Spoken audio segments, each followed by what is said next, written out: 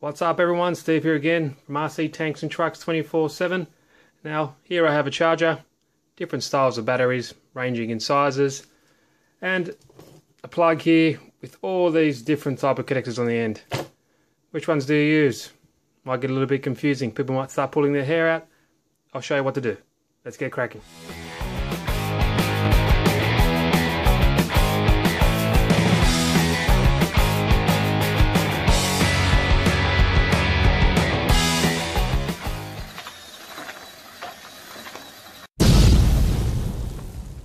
Okay guys, so Lipo batteries. So they offer pretty much three main advantages over the common nickel metal hydride, NiMH, or the nickel cadmium NiCad, like this one here. Now they are pretty much, their Lipos are much lighter, they pretty much offer higher capacities, which in turn allows them to hold much more power. They pretty much offer higher discharge rates, and meaning they pack more of a punch. So let's get started on, deciphering what all these numbers mean. Okay, so voltage. So unlike the conventional NiCads or the nickel metal hydride batteries, these which have normally 1.2 volts per cell, a Lipo has pretty much 3.7 volts per cell. Now on this small one here used for a little quadcopter, it says that you can come up. This one's pretty much one cell Lipo. If I could get it to focus, there we go. 3.7 volt at 200 milliamps. So that's one cell. So 3.7 volts equals one cell, which is 1S. Okay, then two cells, which would be at 7.4 volt. As it says here, two cell 7.4 volt battery, or 2S. And now, just for example purposes, I have another one here. This is a 3S. So, 3 cell 11.1 volts. So, simple terms, the more voltage you have, the faster you'll go. So, in layman's terms, for example, if you have a brushless motor with a rating of 3,500 kV, the motor will spin at 3,500 RPM for every volt that you apply to it. Now, with a 2S Lipo battery, that motor will spin around 25,900 RPM, or on a 3S, it will spin 38,500 RPM. So, there you go. Now, capacity. So the capacity here, which pretty much indicates how much power the battery can hold, and it's indicated here by milliamp hours, which is mAh. So this one here. One here, 1300, example here, 1500, and on that smaller battery pack it was 200 milliamps. So 1000 milliamp hour equals 1 amp, or 1A. So the main thing that you get out of this, the bigger milliamp hour battery, the more runtime. It increases the capacity of your battery pack. So, but unlike voltage, capacity can be changed around to give you more or less, flight time, run time, whatever you're running, flying a plane or driving a car. So that's that. Now, the discharge rate. So the C rating, which is like here, 20C, you can see that there, 20C, that indicates it's pretty much a simple measure of how fast the battery can discharge safely and without harming the battery. Okay? So a battery with for example, a discharge rate of 10C would need, roughly and safely discharge at a rate of 10 times more than the capacity of the pack. Another example, 15C pack equals 15 times more, a 20C pack, 20 times more, and so on and so on. So most Lipo batteries, like this one here, which one says 30C, will show the continuous C rating, and that's usually a maximum burst C rating as well. So a burst C rating indicates the discharge rate for short bursts. I think it's a few seconds, a maximum of 10 seconds or something like that, of extended power. An example might be something like discharge rate of 25C / 50C continuous. None of my ones here have it here, but these are all just continuous, no burst settings. Okay, so that's pretty much the three main things you see on a battery. So your voltage, how many cells, your C rating, and the milliamp hour, which is the capacity. Good stuff. Now, charging. So the safest rate for most LiPo batteries is 1C. So example 1C, capacity of battery in amps. So that'll be, for example, a 5,000 milliamp hour battery like I have here. You want to charge it at 5 amps. Or a 1,500 milliamp hour battery would be 1.5 amp. Now, when a discharged LiPo is first connected to a charger and the charging cycle begins, the charger remains at a constant charge rate, or constant current, or CC. Now, after the battery pack is back up to roughly 80 to 90% of the capacity, the charger lowers the current to maintain a constant voltage, which is otherwise known as CV.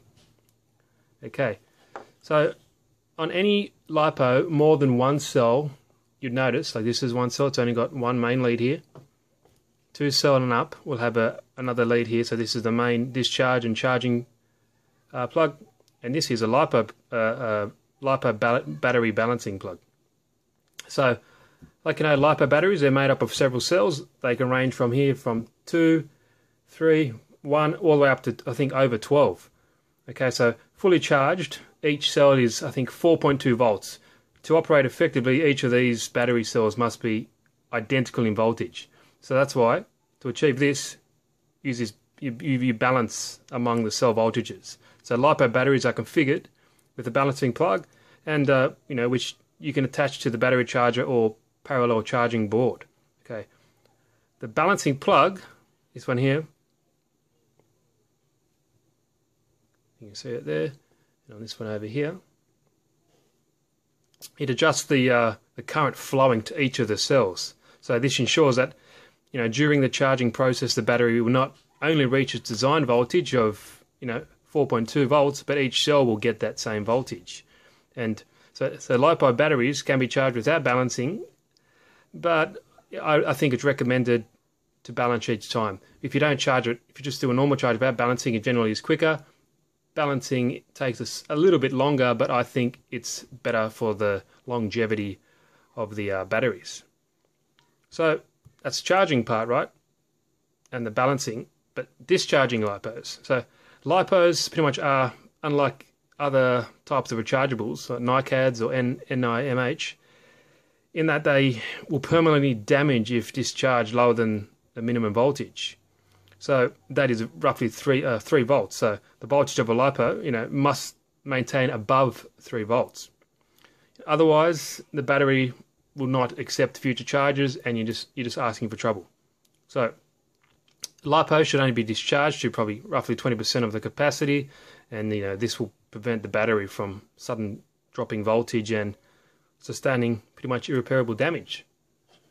So obviously there's a bit more to LiPos and different types of batteries, but in general, all packs nowadays are LiPo or NiCad and such, and come with a trickle charger, but generally speaking, everyone's going to be using a LiPo from now on. They're great value now, offer great bang for buck, such great run times now, and you can get these up to 9,000, 10,000 milliamp hour. So this one here is generally an older school one.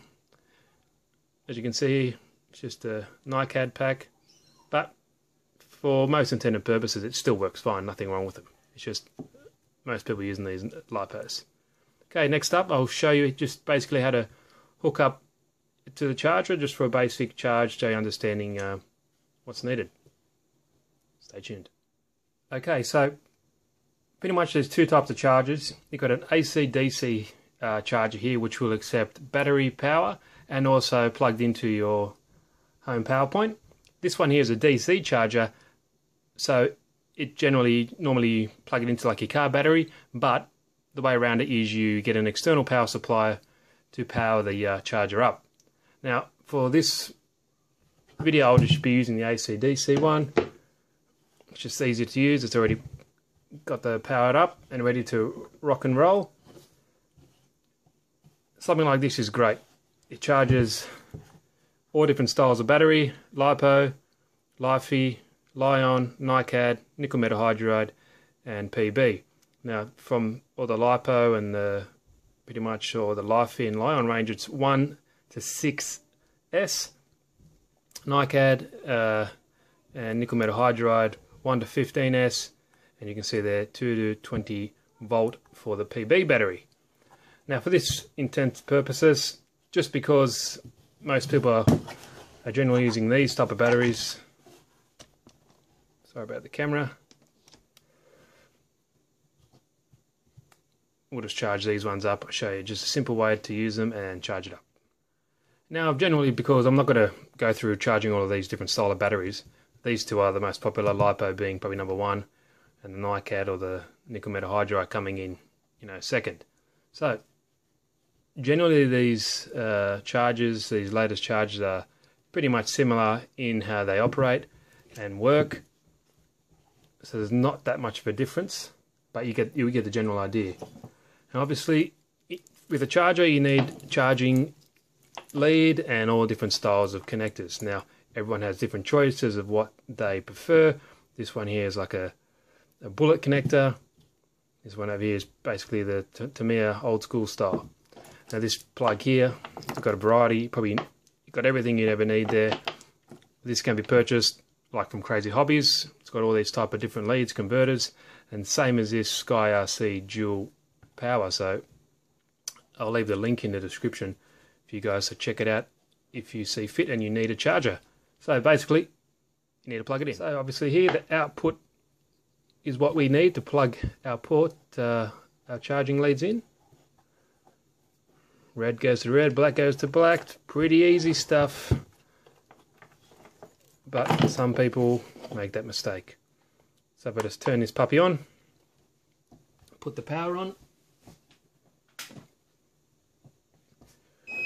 There we go. So you've got different menus here. Lipo balance, which I said before is what I recommend, and I think it's pretty much beneficial for you to always balance your lipos. You got the generic lipo charge, a fast charge, which I don't recommend. Storage, if you're going to not use your car for over a month or so, it's good to use this setting and just put them in storage. To discharge, and go through it again. Now if I go back out, you can pick what style of charging you want. Your Lipo, Li-Fi, Lilo, nickel metal hydride, NiCad, PB. Gives you the battery meter as well, the resistance, all these different system settings, but you can all go through and read the manuals if you want to. I just want to show you basic how to charge a battery up. Okay, so before we pick the mode, we should plug the battery in. So because this is a 2-cell, 7.4 volt, it has a balancing lead. So on the side of these chargers that can be a balanced charger, you'll see all these different plugs here, which indicates the balance charging, the sockets here, which indicate which one you need. So you have 2-cell, 3-cell, 4, 5, and 6. So in this purpose, we need a 2-cell. So it's just a matter of plugging it in, and sometimes they can be pretty short like that, so it gets a bit difficult. And then I need the bullet connectors. Make sure it's in the right way. Very important, you don't want to cross these up. And there we go, ready to rock and roll. So for the program, I want Lipo battery and I want to charge it. All I do is click enter, and now it'll flash on the amp. So like I said, if I was charging at 0.6 amp, that'll be 600 milliamp hour battery. But because this is a 5000 milliamp hour and I just want to stay at 1 amp per 1000 milliamp, I'm going to put this all the way up to 5 amp. Enter, and now it's going to click on how many cells is in this battery. So if I can go 14.8, which is a 4-cell, 5-cell, 6-cell, back to 2. So because this is a 2-cell, I just want to click enter, Now that's all good. If I click and hold, it's going to check the battery and everything's plugged in, so just we haven't done any simple or stupid mistake. If all good, we're ready to go. We just click done. Here we go. And that's it. So as you see here, it's giving you the time, also how much it's pumping into the battery, the volts and the amperage. Pretty cool. And very important, I must stress this enough, just because I'm just doing this on camera, but I recommend whenever you're charging Lipos to use a Lipo charging bag, and never leave the house or never leave it running and just think because it finishes, the alarm went off on the charger, that it'll discharge. Never do that, please. I stress that enough. Make sure whenever you hear the alarm when it's finished, unplug it, turn it off, and you're ready to go. Now, this is a Lipo Safe Bag. You can get these from any of your a good hobby shop will have these. It's very important when you're charging them, you know, like it says here, never leave unattended. Always ensure the battery is on a non-flammable surface, and you know, ensure this is sealed at all times. Okay, this doesn't prevent it, but it just reduces the chance of something happening, you know.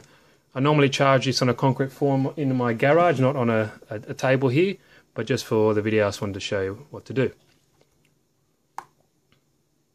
Okay. Now, I can just disconnect this, for example.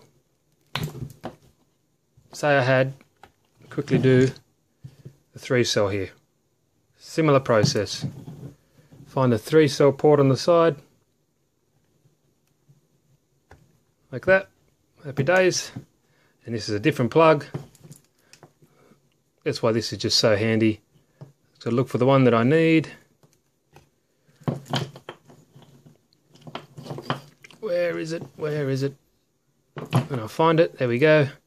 And sometimes I've noticed from the factory these might not be correct. So just make sure when you're plugging these in that you double check that it's corresponding to the right color. Okay, there we go. So I'm going to click. So I need to change the settings now. So this is a 1500 milliamp. So this needs to go all the way down to 1.5 amp. Like that. And because it's a 3-cell, 11.1 volts, hit it, leave it on, it's saying confirm to enter, and we're ready to rock and roll. So there it says here, it's 11.6 volts, this is the battery charger ramping up the amperage, there it is 1.5, this is the time, and this is the amount of milliamps we're pumping into the battery. So yeah, so if the factory, if you can always boost up the amp as well. If the recommended on for the battery manufacturer says this can go to 2 amps or 3 amps, you can always do that. It'll charge it faster, but it doesn't mean it's going to, you know, I don't think it's good for the battery. So I always just recommend sticking to 1-to-1. But that's that. We'll just cancel that out. Pull that out, and we'll just do one more. The good old NiCad, old school. So this plug is the traditional Tamiya plug, and there's no right or wrong plug, just whatever you guys enjoy or like using the most, or have the most of the batteries that have that plug, saves you changing everything around. So now it's not going to be a Lipo battery, but a NiCad. Enter. We want 1.3, so put this all the way down to 1.3. Ready to go. It's simple as that. Now whenever these are full or charged up, they will ring or have they're all got different styles of alarm. So just please make sure you don't leave the house or leave it unattended. Just whenever you're charging, just make sure you're around, and I recommend doing it like in the garage or on a concrete floor or somewhere outside that's least flammable if something does happen. Okay, so hope that explains something for you guys and you enjoyed that video. Like I said, any of this stuff is available from your local hobby shop. I get all mine from CRAZYHobbies. I know they got everything I need. And yeah, quick, simple tutorial. Well, I won't really call it quick, maybe it's about 20 minutes now. But any questions, guys, please leave it in the comments section and I will answer it as soon as I can. If you like the video, give it a thumbs up. And yeah, if you want to subscribe, it keeps you in touch with all the latest videos. Thanks, guys. See you around.